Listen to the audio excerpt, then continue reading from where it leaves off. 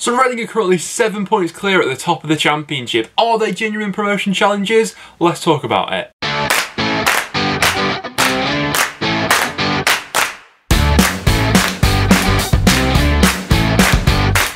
So guys, welcome back to another video on the channel. We had more drama going on in the Championship last night and we've got more games going on tonight as well. In today's video I thought we'd turn our attention to the top of the Championship, speak about each of the sides who we consider to be in that promotion race and how they've got on so far this season, and the surprise package that has been Reading. They won again last night against Blackburn Rovers, and I thought that why not make a video looking into who's really going to be challenging this season. So before we do get into anything, a big shout out to our sponsors over at OneFootball. As always, you can find the new OneFootball app in the top line of the description down below to make sure you don't miss anything that is going on around the Championship. Like I mentioned before, we've got more Championship games going on tonight, so if you want to get live updates to your phone whenever a goal goes in, OneFootball's the place to be. Also, if you want to look at any players in a little bit more detail in terms of their underlying stats so far this season, OneFootball's the place to go ahead and do that. So like I say, link down below. But let's just hop into this one. So we may as well start out with Reading, who like I say are currently 7 points clear at the top of the Championship. Now, we'll hop back over to my Championship prediction video at the start of the season.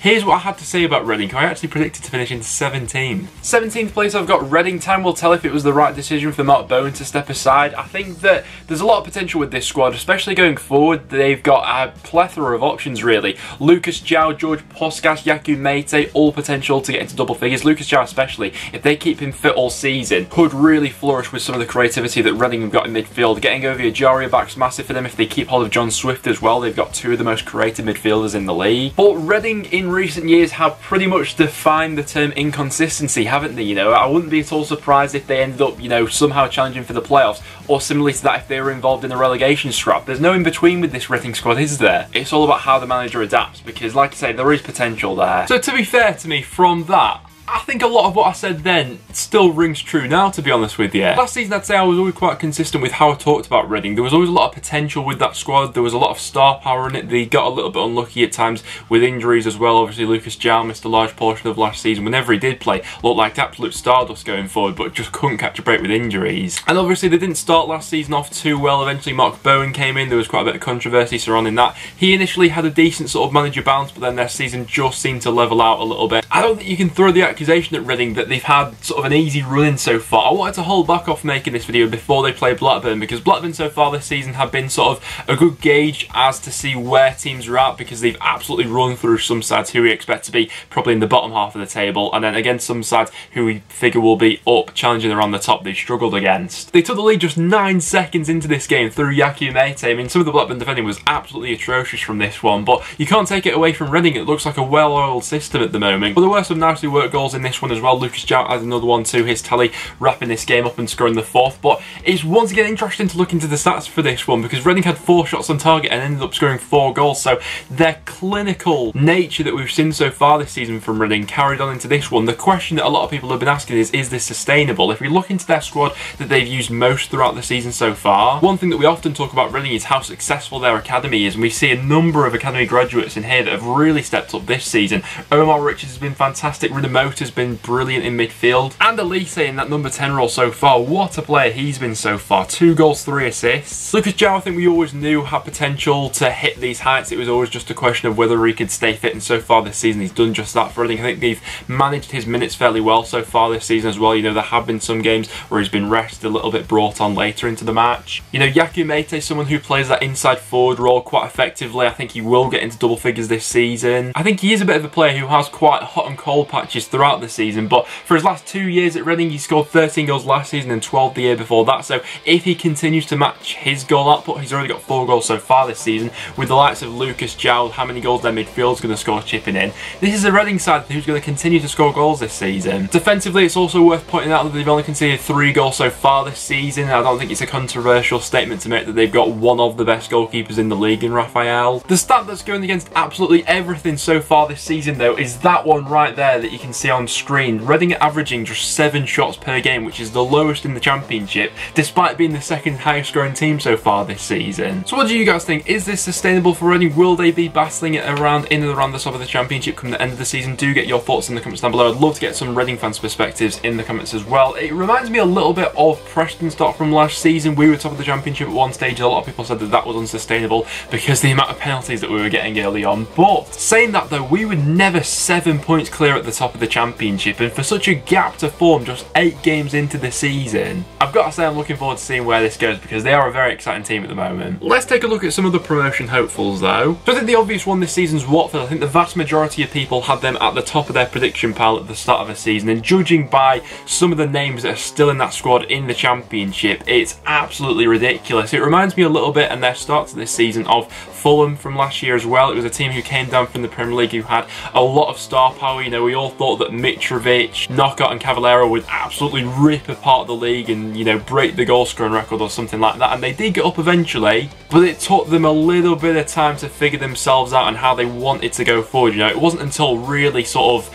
I'd say probably January for Fulham, when they introduced Michael Hector into that squad, when they really started to look like a promotion outfit. We may see something similar with Watford this season, who I've got to admit I thought got a little bit lucky last night against Wickham. It was the home side who had the much better of the first half in terms of the chances created. Ben Foster once again, absolute whirly of a performance to keep Watford in it at sometimes, but for Wickham they were causing them real problems. Like I said, Akinfenwa leading the line at 38 years old, he was absolutely bullying the Watford defence, and they did miss a couple of gilt-edged chances. Eventually Watford did take the lead, and from that point onwards I thought that they'll just run away with it from here, but credit to Wickham, they did get back into the game with a goal from Stewart. But I think we all agree that this Watford side's capable of a little bit more, and when it does click, if it does click, they could be absolutely sublime. But until that happens, it does open the door for another side, you know, maybe you're Reading or someone like that to sneak up there. Two of the other promotion hopefuls went up against each other last night as well, as Brentford drew 1-1 with Norwich, and I think that this is one of the reasons why it seems like such an open league this season, because none of the relegated clubs have really stepped into full gear so far this season. I mean, for this one it was Norwich who started fairly well for the first sort of 20 or so minutes of it, but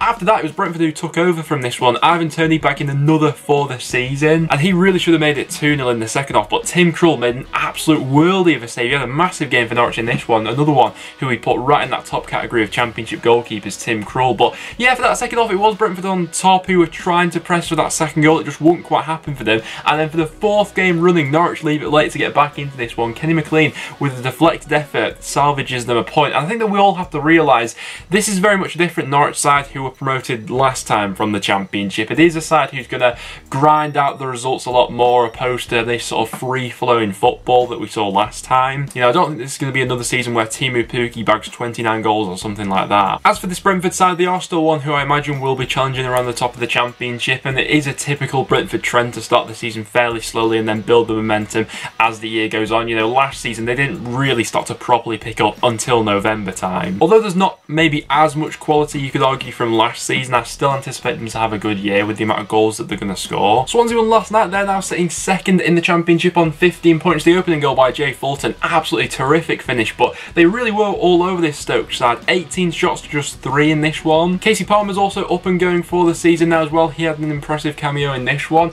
Casey Palmer's always been a player who I think's had it in him to be a really good player at this level, just never quite had that consistency. If he gets a good run of games in this Swansea side, I think he fits in there quite well. But I think that Swansea are looking like a really strong case for the top 6 this season. I think a lot of people were a bit hesitant to see how Swansea would be this season without Brewster from last season and now Joe Rodon as well. I've used this word quite a bit throughout the video so far, but I do think there's a nice balance about this Swansea squad at the moment, especially when you've got a player like Ayew, you know, one of the best in the league. You're always going to be up there. We'll give a quick mention to the other games that went on last night as well. Barnsley beat QPR by 3-0. QPR's defending was absolutely atrocious for this one. I think the Johan Barber own goal sort of summed up their night, really. But an impressive start for Barnsley's new manager, getting their first win of the season in this one. And then we had Middlesbrough beating Coventry by 2-0. Middlesbrough left this one late, but their pressure eventually paid off. Now, they've been an interesting side so far this season, Borough, haven't they? I think in my predictions at the start of the season I had them around 14th. If I was to do that again, I'd probably bump them up a little bit. They are one of those sides who I think will continue to churn out these results throughout the season so far, and similar to Cardiff last season, if they keep on with this consistent run and they keep in touch and distance of the top 6, no reason to say why a side like Borough can't go ahead and sneak in there perhaps. A game which I think is going to be quite telling tonight is Bournemouth going up against Bristol City. Obviously Bournemouth still have their hopes pinned on getting back to the Premier League at the first time of asking. Bristol City have made a good start to this season, but there is this feeling that it could all start to crumble down with the recent injuries they picked up. First of all, Andy Weimann looks set to miss the rest of the season now due to an ACL injury. They've also got Alfie Mawson, who went off injured last time, and Steven Sessegnon, who's going to be out for some time. Feels a bit like Groundhog Day for Bristol City, doesn't it? Starting this season with so much promise, all for them to hit a roadblock in their season, and they just peter down and fall into mid-table. Like I say, that this game against Bournemouth is going to be quite telling tonight. Cardiff are an interesting one at the moment. They've been another side who's been drawing probably one too many football matches recently, but they are a side who I think will be in and around the top 6 this season with the added quality that they made to that squad throughout the transfer window. The game against Derby tonight is going to be interesting though, because I think that Derby looked a lot better against Forest last time out. Going forward, they had a lot more spark about them with like Martin Waghorn getting back into the squad, Tom Lawrence getting his fitness back up as well, and Joswiak added to that as well. Preston versus Millwall is going to be an interesting one, whereby we'll see two sides who have each got fairly similar hopes for the season as well, of sneaking into a playoff spot with that sort of outsider chance. At the start of the season, I was backing Millwall to get in there, and a win tonight would see them going into the top 6 as well. Preston have struggled at Deepdale so far this season. It is the early kick-off tonight. It kicks off at 7 o'clock. I think it's going to be a very tough game for Preston tonight, which will tell us a lot about our season. You know, we've seemingly got up and going now with those 2 away results, but we need to see if we can do it at Deepdale. Luton against Forest is going to be an interesting one tonight as well. Forest are a side who I don't think we can yet write off, despite the poor start to the season under Chris Houston, with the amount of quality in that squad. If they come good, they could be very good, but time will tell with that one. And we've also got Birmingham against Huddersfield. I can't see all too many goals being scored in that one, but Huddersfield, I have to say, like I mentioned last time, did look quite good at the weekend against Preston. And then we got Rotherham against Sheffield Wednesday, a massive game in Wednesday's season that. But I thought we'd finish off the video by looking at the bookmakers' favourites currently for the league winner. So as you can see to the side of me, it is Bournemouth and Brentford who are currently leading the way with the bookies, which is a bit surprising maybe. So I want you guys to leave your predictions in the comments down below. If you had to back right now, who do you think is going to finish as the top 2? Let me know down below. If I had to call it right now, I think that Watford probably take up one of those places just for the sheer amount of quality into that squad. I think it has to come good. And my other one's really up in the air, but I would be tempted to go for a Bournemouth or someone like that, I think. So do let me know in the comments down below who are you backing for the top 2 at the moment. But apart from that will now wrap it up for today's video, guys. So thank you so much for watching. If you did go on to enjoy, make sure to leave a like, and please do stick around and subscribe for a bit of regular Championship content. Obviously, we do have more matches going on tonight. We'll wait and see what the outcome is for those games. But like I say, thanks for watching, guys, and I'll see you all in the next one.